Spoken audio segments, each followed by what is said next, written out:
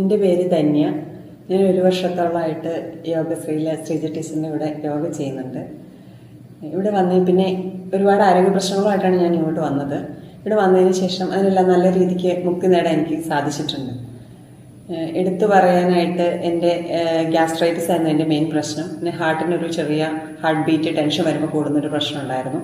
അതെല്ലാം നല്ല രീതിക്ക് തന്നെ എനിക്ക് ചേഞ്ച് വന്ന് നല്ല ഹാപ്പി ആയിട്ടിപ്പം മുന്നോട്ട് പോകാൻ പറ്റുന്നുണ്ട്.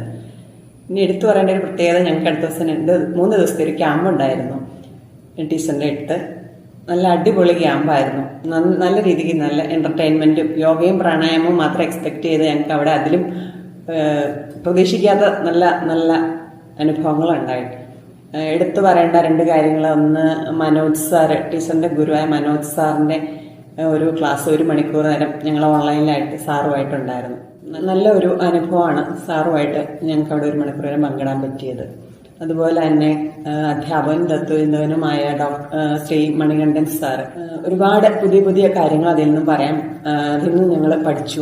ഇന്നത്തെ കാലത്ത് നമ്മൾ എങ്ങനെ മക്കളെ നല്ല രീതിയിൽ വളർത്താം എന്നുള്ളതിനെക്കുറിച്ചൊരു നല്ല ഗൈഡ് ലൈൻ അദ്ദേഹം ഞങ്ങൾക്ക് തരികയുണ്ടായി.